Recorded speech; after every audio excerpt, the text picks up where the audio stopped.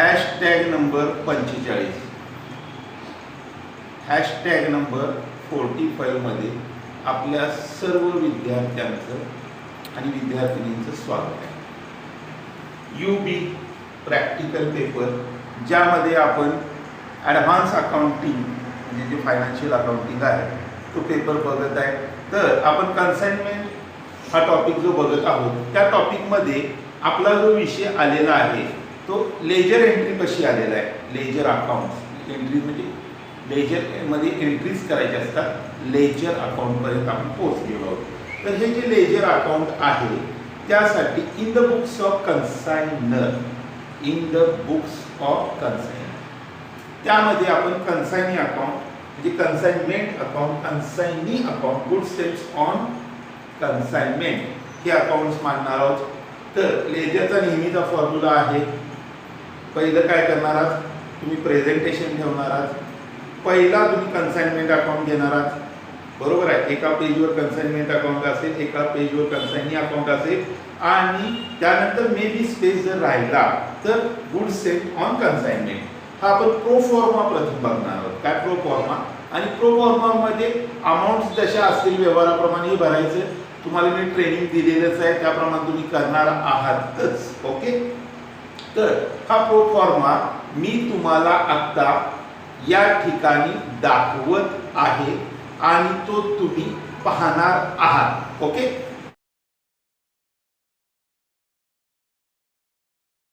आणि तो तुम्ही पाहिलेला आहे, ठीक आहे। तर त्याचा जरा एक्सप्लेनेशन मला करू दे।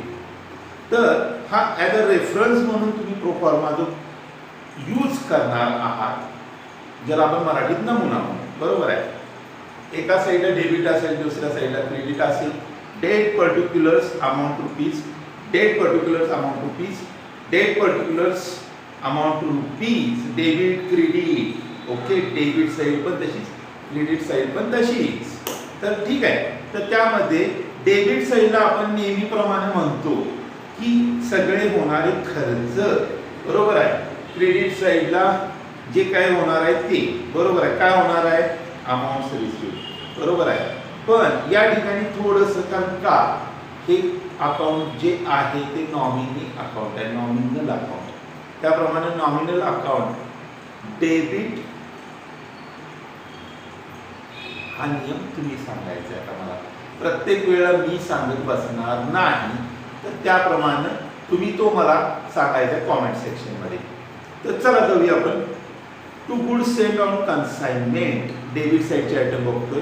To cash oblique bank account, ठीक आहे, to cash oblique bank account, bank expenses of consignor, debit all expenses, credit all incomes, असं पण एक कन्सेप्ट मी सांगतो। याचा जरा अभ्यास करायचा, फक्त क्ल्यू दिलेला आहे, कसा आहे तो तुमचं तुम्ही ठरवायचं, उलटा करायचा का सुलटा करायचा। कारण कसं आहे हे ऑलरेडी रूल्स तुम्हाला बाय हार्ट झाले पाहिजे, तोंडपाठ पाहिजे। कारण त्यानंतर टू कन्साइनीज अकाउंट, कारण आपण नेहमी म्हणतो डेबिट साईडला टू, क्रेडिट साईडला बाय असतं। कन्साइनी अकाउंट एक्सपेन्सेस ऑफ कन्साइनी, त्यानंतर टू कन्साइनीज अकाउंट कमिशन, बरोबर आहे, कमिशन टू कन्साइनी, त्यानंतर to general profit and loss account, बरोबर। तर कन्साइनमेंट अकाउंट हे रिअल आहे का नॉमिनल, हेही तुम्ही मला कॉमेंट सेक्शनला सांगायचं आहे। कारण मी थोडंसं तुमचं आता कन्फ्युजन करण्याचा प्रयत्न करतोय, तर हॅशटॅग नंबर 45 पर्यंत आपण जर येत असू तर तुम्ही किती काळजीपूर्वक या गोष्टीचा अभ्यास केलेला आहे हे मला स्वतःला जाणून घ्यायचं आहे। नाहीतर प्रत्येक वेळेला जसं पूर्वी मी सांगितलंय की कीर्तनकार कीर्तन करायला लागलेत, भक्त डोलायला लागले, कारण डोलायला लागले नाही ते झोपायला लागलेले आहेत, मानाशा चालवायला लागले म्हणजे झोपायला लागले, ते कीर्तनात तल्लीन झालेले नाही, त्यांची जाणीव संपलेली आहे, त्यांना झोप लागलेली आहे। असं माझ्या विद्यार्थ्यांच्या बाबत होऊ नये, काय होऊ नये। तसं मोहिते सर प्रवचनकार नसून ते एक शिक्षक आहेत आणि ते तुमच्या समोर हा विषय अत्यंत काळजीपूर्वक मांडायला लागले, तेव्हा तुम्ही साक्षीभावाने जाणीव ठेवा की काही वेळा मोहिते सर तुमचं कन्फ्युजन का करायला लागले, तर तुम्ही अभ्यासात आणखीन खोल जावं, डीप डीप पुढे सरकावं, अत्यंत खोल पद्धतीने क्लिष्ट जरी प्रॉब्लेम आले तर आम्ही तुमच्या सोबत आहोतच, तुमचे तज्ज्ञ शिक्षकही तुमच्या सोबत आहेत, पण त्या पद्धतीने तुमचा कुठेतरी अभ्यास झाला पाहिजे ना. सगळ्या गोष्टी रिअल कुठलं, नॉमिनल कुठलं, पर्सनल कुठलं अकाउंट हे आम्ही प्रत्येक वेळेला तुमच्या समोर मांडणं मला आता हॅशटॅग नंबर 45 ला योग्य वाटत नाही. पूर्वी त्या विषय आपण बघितलेले आहे, पण ती कितपत तुमच्या लक्षात आहे ती कॉमेंटमध्ये मला सांगायचं. कॉमेंट सेक्शन आहे तुमच्यासाठी, ठीक आहे. तर कमिशन दिल्यानंतर to general profit and loss account debit side फक्त आपण बघतोय. जर प्रॉफिट झाला असेल, कन्साइनमेंटमध्ये प्रॉफिट झाला असेल तर तो येईल, बरोबर. एखादी बॅलन्सिंग फिगर असते आणि समजा क्रेडिट साईडला आपण जाऊया. By consigning account sales made on consignment, sales made on consignment. त्यानंतर by stock on consignment account, unsold stock of consign. जर काही स्टॉक विक्री झाला नसेल तर तो त्या ठिकाणी दाखवला जातो. आणि बाय जनरल P&L अकाउंट, बरोबर आहे, लॉस ऑन कन्साइनमेंट जर झाला असेल, general P&L account, profit and loss account, okay. जर लॉस झाला असेल ती बॅलन्सिंग फिगर असते. त्यानंतर हा झाला ए प्रोफॉर्मा. आता बी प्रोफॉर्मा मध्ये जाऊया आपण. Consignees account in the books of consignor, consignee account. मगाशी सांगितल्याप्रमाणे तुम्ही ते तयार केलेलं आहे. ज्या वेळेला डेबिट साईड आपण बघणार, consignment account sale of goods ज्या असतील ते त्या ठिकाणी. क्रेडिट साईडला बघा, बाय कॅश जर ॲडव्हान्स मिळाले दिलेले असेल कॅश और बँक.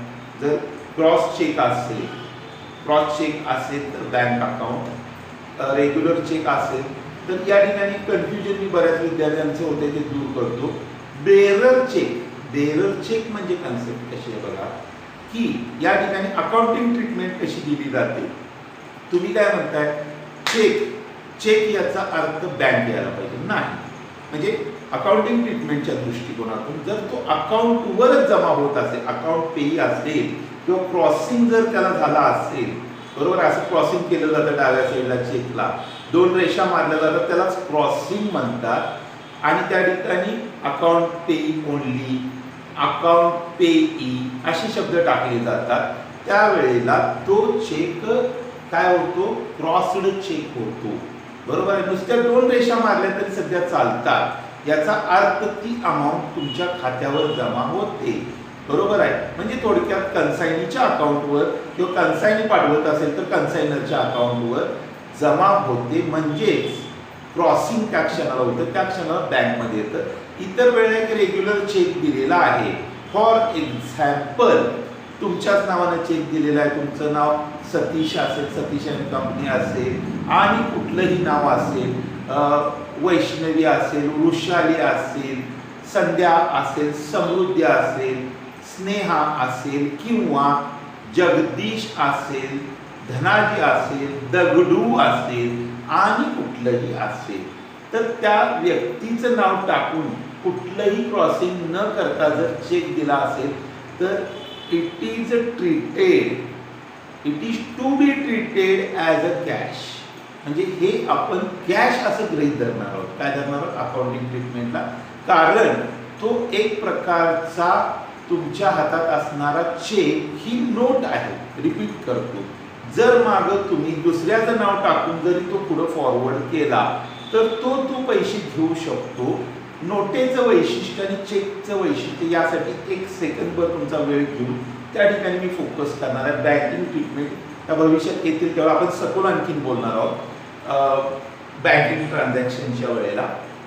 तर पॉइंट बघा कसा होतोय की तुम्ही तो बेरर चेक नोटेसारखा घेऊन फिरताय. कसा नोटेसारखा घेऊन फिरताय, समजा बाय मिस्टेक तुमच्याकडनं जर तो चेक, मी रिपीट करतो, तुमच्याकडनं जर तो चेक जर हरवला, शब्द काय हरवला, आणि कुणाला XYZ पर्सनला की जो प्रामाणिक नाही, the person who have not honest, okay, जो प्रामाणिक नाही आणि तो बँकेत गेला आणि त्याने तिथं सही करून ते पैसे घेतले, म्हणजे एक प्रकारचे चेक हा पैशातच कन्व्हर्जन व्हायला लागले ना बघा, बेरर चेक असल्यामुळे.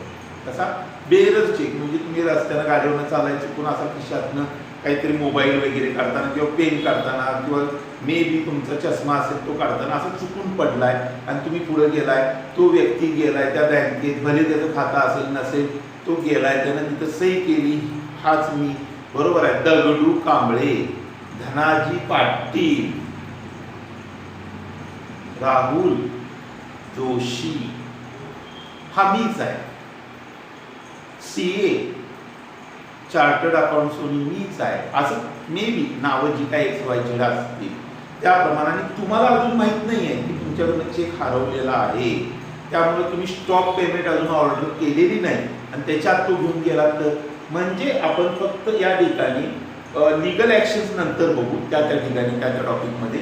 पण ह्या पद्धतीने त्याने ती कॅश स्वीकारली म्हणजे हा चेक एक प्रकारचा कॅश आहे आणि त्याचं पृष्ठांकन करून तो तुम्ही कुणालाही फॉरवर्ड करू शकता बेरर चेक.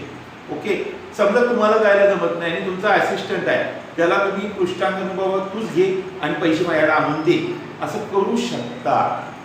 म्हणजे बेरर चेक आणि क्रॉस चेक मधला डिफरन्स जर तुम्हाला 100% समजा, आणखीन सपोज याच्यावर नंतर चर्चा करूया. आता आपण कन्साइनमेंट अकाउंटमध्ये आहे त्याप्रमाणे बेरर आणि क्रॉस यातला फरक फक्त एवढाच आता लक्षात ठेवायचा. जर क्रॉस चेक असेल, बरोबर आहे, तर तो अकाउंट पे पडणार म्हणजे थोडक्यात तुमच्या अकाउंटवर जमा होणार, त्यामुळे it is to be treated as a bank. आणि जर रेग्युलर जरी चेक असेल म्हणजे जो बेरर आपण म्हणतोय तो आपण कॅश म्हणून समजणार आहोत. पुढे चला. बिल्स रिसिवेबल एक्सपेन्सेस त्यामधले, कन्साइनमेंट अकाउंट क्रेडिट साईडचं सगळं मी बोलतोय, नॉट डेबिट क्रेडिट साईड, तर त्या ठिकाणी कमिशन जे काय असेल ते. त्यानंतर by consignment account, by consignment account, बरोबर आहे, जर बॅड डेट्स म्हणजे बुडीत कर्ज काही झालं असेल तर, मी रिपीट करतो शब्द, जर बुडीत कर्ज झालं असेल तर. अन्यथा बुडीत कर्ज ही सुद्धा कन्सेप्ट कशी आहे, कोणीही मुद्दाम कुठलंही कर्ज बुडीत करत नाही, काहीतरी प्रॉब्लेम्स असतात, काही मुद्दाम करतात, असे अक्षरशः रेअर केसेस असतात. ज्याला बिझनेस चालवायचा आहे तर कन्साइनी म्हणा, तो व्यक्ती असं सहजासहजी बुडीत करणार नाही. अनअवॉइडेबल सिच्युएशन्स असतात, अनअवॉइडेबल सर्कमस्टन्सेस असतात, त्यावेळेला नाईलाजानं जर घडलं असेल आणि ते तुम्हाला मान्य असेल, म्हणजे मान्य असेल म्हणण्यापेक्षा ते बुडीत आहे तुम्ही गृहीत धरलेलं आहे की इतके प्रयत्न त्या कन्साइननं केले पण तरी त्याच्याकडनं काही यश आलेलं नाही, to it is to be treated as a bad debts. त्यानंतर बँक ऑब्लिक फायनल पेमेंट, ज्या क्षणाला फायनल पेमेंट येईल, मगाशी सांगितल्याप्रमाणे क्रॉस चेक न आलं तर बँकेत जमा होईल, त्यामुळे आपण ट्रीटमेंट काय देणार आहोत अकाउंटिंगमधली, बँक अकाउंट. जर बेरर चेक असेल किंवा कॅश जमा झाले असेल हातात कुणाच्या आणखी तुम्हाला रिसिव्ह असेल, कॅश अकाउंट आहे. त्यानंतर बिल्स रिसिवेबल, जर बिल्स रिसिवेबलचं सुद्धा फायनल पेमेंट होत असेल तर बाय बिल्स रिसिवेबल, सगळं क्रेडिट साईडचं बाय. आता proforma number C, proforma number C, ABC, goods sent on consignment, जे काय आहे अकाउंट त्याची ट्रीटमेंट कशी होईल बघा.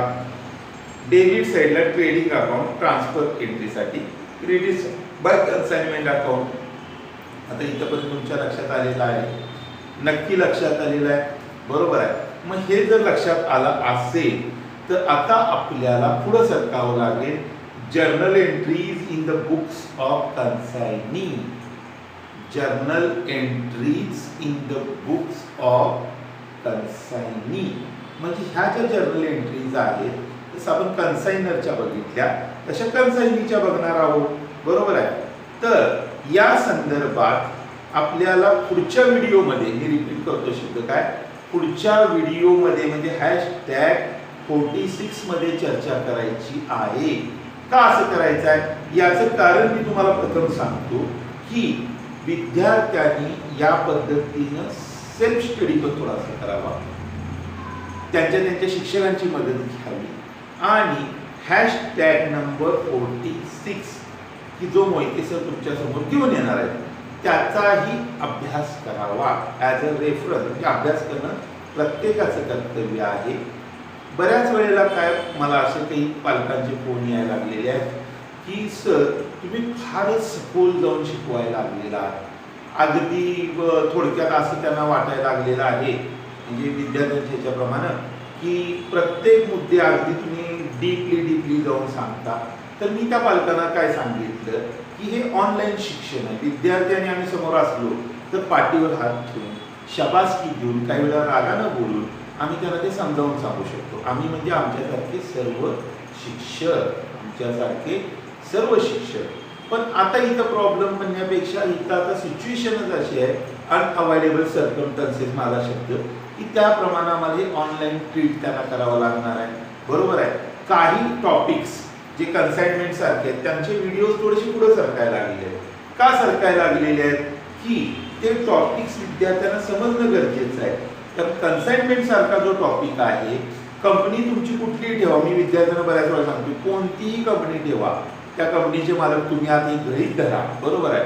तुम्ही कन्साइनर आहात असं गृहीत धरा आणि तुम्ही कन्साइनमेंट पाठवलेली आहे असंही मी तुम्हाला गृहीत धरा म्हणून सांगतोय.